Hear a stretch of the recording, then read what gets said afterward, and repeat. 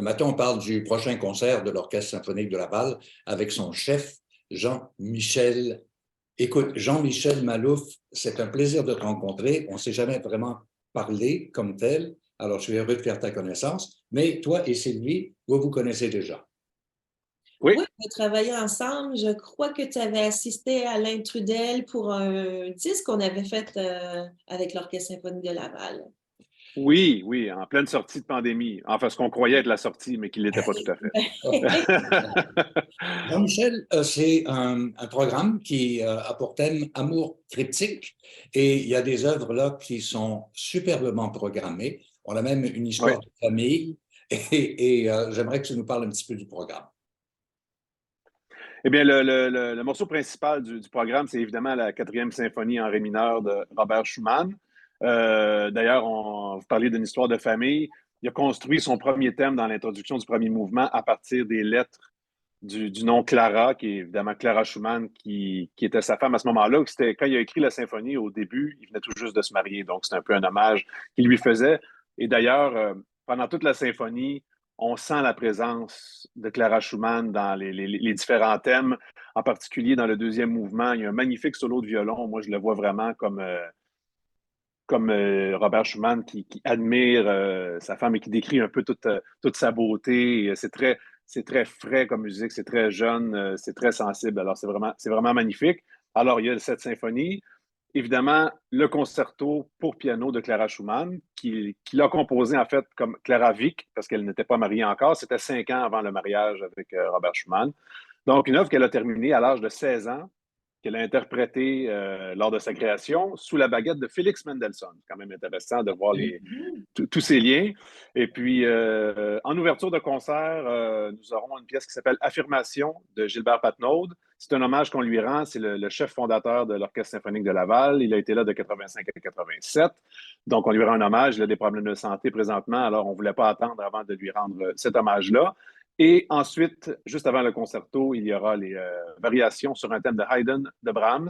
Brahms, qui était un très bon ami de Robert Schumann et qui avait beaucoup d'admiration, on va le dire comme ça aussi, pour la femme de Robert Schumann, Clara Schumann. Donc, il y a encore une fois un lien ici, une belle histoire de famille. Alors, c'est ce qui complète le programme. Alors, tu seras pour l'occasion chef invité parce qu'on sait Oui. qu'on est à la recherche d'un chef à l'Orchestre symphonique de Laval. Est-ce que c'est la première fois que tu diriges l'Orchestre symphonique de Laval, donc? Non, j'ai fait un concert en septembre, je pense que c'était septembre 2021. C'était un concert extérieur, c'était seulement avec les cordes. Et OK. j'avais assisté aussi à Alain Trudel sur un projet à un moment donné. Je me souviens pas du nom du groupe. C'était un concert populaire d'été. Et il y avait des chances qu'Alain ne soit pas capable d'être là pour le concert. En tout cas, il y avait toute une histoire. Puis là, j'avais été assisté aux répétitions, puis j'avais dirigé un peu. Mais c'est mon premier vrai programme avec l'orchestre entier à l'Orchestre de Laval. Il faut dire que ton instrument de prédilection, c'est le trombone, comme Alain. Effectivement, comme Alain, ça a été mon professeur de, je pense, 97 à 2002 au Conservatoire à Montréal. Moi, j'étais au conservatoire avant lui, j'étudiais déjà là. Et puis, ensuite, quand il a remplacé M. Joseph Zuskin, qui a été notre professeur à tous les deux, ben, j'ai étudié avec Alain pendant plusieurs années. Ça a été un point tournant, là, un virage super important dans tout mon cheminement musical et dans ma carrière éventuellement. Et je suis devenu chef d'orchestre comme lui ensuite. Maintenant, si on parlait de celle qui va interpréter le concerto de Clara Schumann, c'est-à-dire Sarah Davis-Buchner, Oui. tu nous dis Ben, quelques mots Une sur grande elle? pointure, hein? ben, c'est une très grande pointure. D'ailleurs, ma conjointe qui est violoncelliste a joué avec elle, avec Sarah à Montréal l'année passée. Quand elle a su que j'allais jouer avec elle, elle m'a dit, tu vas voir, c'est un feu d'artifice d'énergie, de talent, Exact. d'expressivité. Je pense que ça va être vraiment magnifique. Et ce concerto-là, je trouve qu'il gagne à être, ben, évidemment, toutes les œuvres gagnent à être interprétées, mais il y a besoin d'une implication du soliste vraiment très intense parce qu'il faut beaucoup phraser, il faut beaucoup y mettre du sien pour donner du relief à l'œuvre. Évidemment, c'est une œuvre de jeunesse de Clara Schumann, donc je ne sais pas si on peut dire qu'il y a des bouts qui sont moins habiles, mais c'est une œuvre qui a besoin d'une implication totale et je sais qu'avec Sarah, en tout cas de ce que j'ai entendu, parce que je ne l'ai jamais dirigée, cette implication-là, il n'y a pas de doute qu'elle va être présente. Oui, en fait, c'est pas la première fois qu'elle vient au Québec. Moi, je l'ai Non. accompagnée avec l'Orchestre de chant de Montréal sous la direction de Wanda Kaluzny à plusieurs reprises. Et elle a quand même une particularité, c'est que c'est une musicienne transgenre et une des musiciennes transgenres les plus en vue sur la scène du concert classique. Et puis, on peut le dire parce que c'est aussi une défenseur des droits Voilà, exactement. LGBTQ+. Important. Absolument. Ouais. Puis on est à cette ère où on en parle de plus en plus. Et puis, elle est aussi professeure à l'Université Temple, compositrice. Elle a une carrière assez exceptionnelle. On a vraiment beaucoup de chance. Elle est bardée de prix en même temps. Elle a remporté, Oui, en fait. C'est une renommée internationale, il faut le dire clairement. absolument. Oui, absolument. Oui. On est très, très chanceux. En tout cas, je me trouve choyé. J'étais sur un jury avec elle au Tremplin international à Québec en juin dernier, d'ailleurs. J'ai eu la chance de la rencontrer et ça a confirmé ce que ma conjointe m'avait raconté à propos d'elle. Beaucoup d'énergie. On avait des discussions super intéressantes. Quelqu'un qui est très ouvert. Et puis, c'était vraiment une agréable rencontre. Quand j'ai su que j'allais la diriger, j'étais très excité. Toi, tu as eu un début de carrière quand même assez éclectique d'une certaine façon. Tu es passé du baseball au trombone et ensuite à la Oui, direction d'orchestre. Alors, la direction d'orchestre est arrivée comment dans ton parcours? la direction d'orchestre, la première fois que j'ai eu la chance de diriger un ensemble, c'était quand j'étais au secondaire. Je pense que j'étais en secondaire 3. Quand même. Et puis, j'avais jamais dirigé de ma vie. Et puis, notre professeur, M. Raymond Grignet, à l'école Joseph-François Perrault, souvent, ce qu'il faisait, c'est qu'il nous faisait diriger chacun notre tour, quelques élèves. Et puis là, quand il voyait qu'il y avait un élève qui avait le tour, il disparaissait, il s'en allait, puis il laissait, il laissait l'élève donner le tour. Je ne sais pas ce qu'il s'en allait faire, mais tout d'un coup, maintenant, on réalisait qu'il n'était plus dans le local.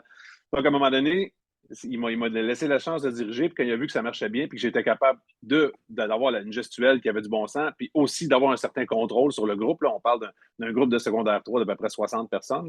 Là. Il a disparu, puis là, j'ai eu ma première expérience de direction à ce moment-là. Mais ensuite, ça a pris le bord. Je n'ai pas dirigé pendant longtemps après ça, mais ça m'était resté en tête quand même, comme quoi j'avais apprécié l'expérience, puis visiblement, j'avais un certain talent pour le faire. Mais après ça, j'ai vraiment focusé sur le trombone. Et puis là, ça m'a pris beaucoup, beaucoup de travail pour atteindre un niveau professionnel en trombone. Alors, il n'y a pas vraiment été question là, d'étudier la direction en même temps que je faisais mon bac en trombone, par exemple. J'aurais pas eu le temps, j'aurais pas été capable. Mais c'est quand j'ai eu fini mes études en trombone, j'ai fait un concours aussi en musique de chambre au conservatoire. Et puis là, ensuite, j'ai décidé de retourner encore au conservatoire avec M. Arménian en direction d'orchestre. Alors, j'ai recommencé un programme de quelques années.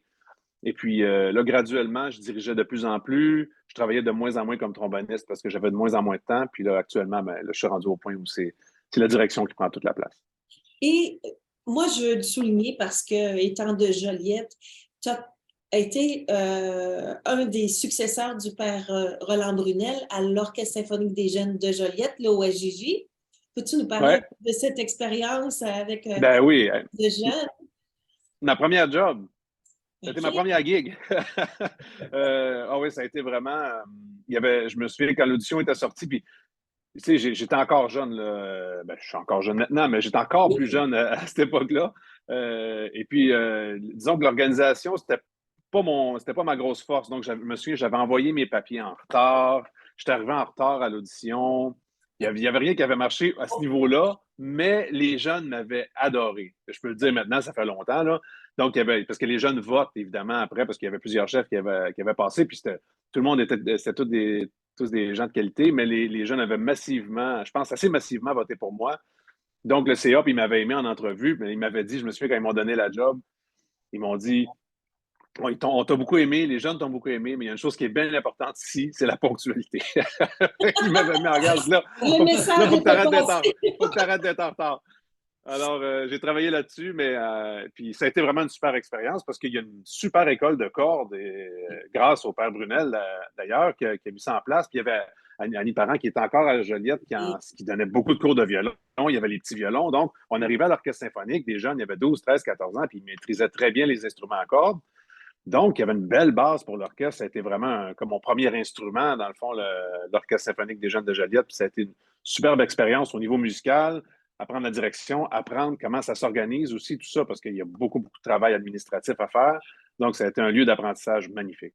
Ouais. Un peu par accident aussi, tu as été très près du père Lindsay, parce que tu lui as d'une certaine façon succédé. Oui, c'est vrai. Quand j'étais justement à l'Orchestre des Jeunes de Joliette, on faisait souvent des projets conjoints avec les chanteurs de la Place Bourget, qui étaient dirigés par le père Lindsay à l'époque. Et puis donc, j'avais rencontré les choristes à ce moment-là, puis j'avais rencontré aussi le père Lindsay. Puis, une petite anecdote d'ailleurs par rapport au père Lindsay, on s'était rencontrés pour établir le programme qu'on allait faire conjointement entre l'orchestre et le chœur. Je m'en vais voir le père Lindsay, j'étais un peu intimidé, j'avais quoi, 26, 27 ans à peu près, j'étais jeune, puis il était imposant, il en imposait beaucoup, il a une grosse personnalité. Puis là, je suis arrivé avec ma liste de pièces que je voulais qu'on fasse. Lui est arrivé, évidemment, il n'y avait pas de liste, pas de papier. On commence à jaser, tout ça. Ça dure à peu près 1 heure, super agréable.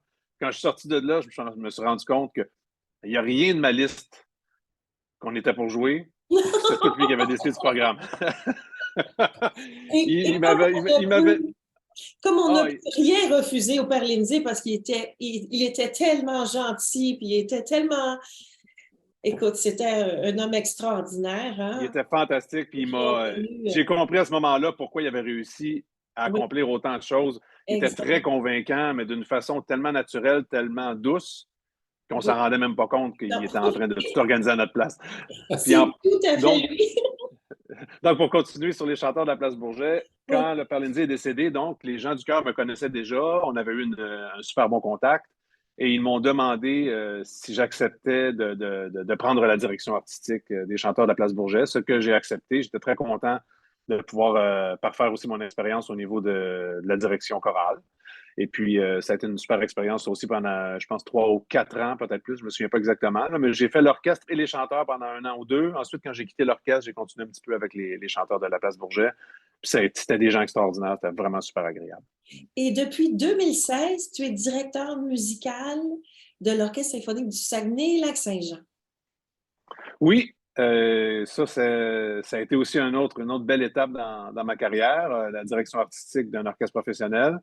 Mais je connaissais déjà la région, je connaissais beaucoup de gens de la région. C'est une région que j'avais visitée beaucoup pour le sport étant plus jeune, pour des tournois de hockey en particulier. Et puis, donc, ça a été vraiment des belles rencontres là aussi. Et je suis encore là d'ailleurs pour encore au moins quelques saisons. J'ai reçu un nouveau contrat l'année passée. Et puis, monsieur Clément, monsieur Jacques Clément a été là pendant, je ne sais pas si c'est 37 ans, ou en tout cas, ça faisait très longtemps qu'il était là quand il a quitté. Donc, ça aussi, ça m'énervait un peu parce que quand il y a un gros changement, des fois, bon, il y a des pleurs et des grincements de dents un petit peu, mais finalement, ça s'est vraiment bien fait en souplesse. J'ai réussi à peaufiner les choses, à mettre les choses un peu plus à ma façon.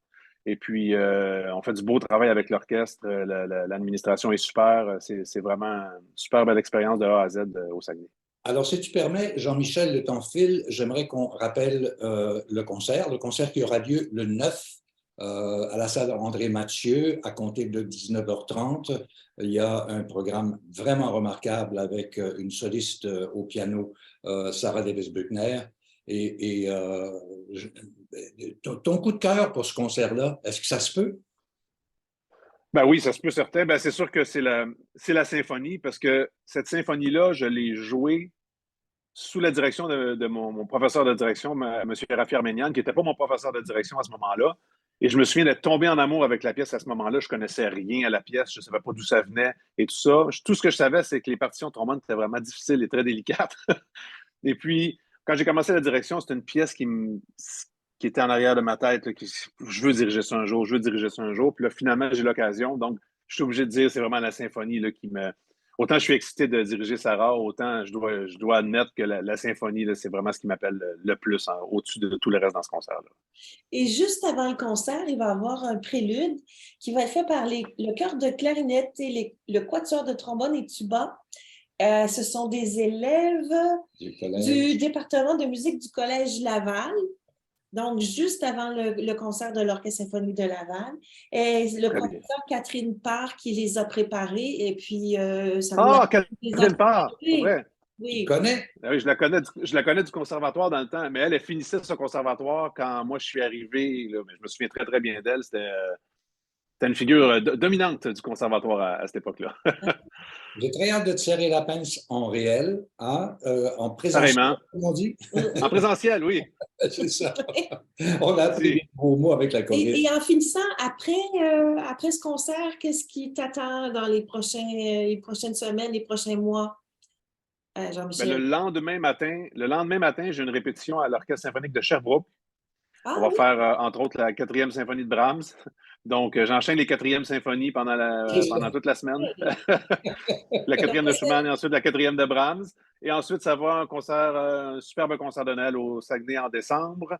Ouais. Et ensuite, un beau temps des fêtes en famille, à courir les soupers en espérant que tout se Génial. passe normalement. Sans COVID.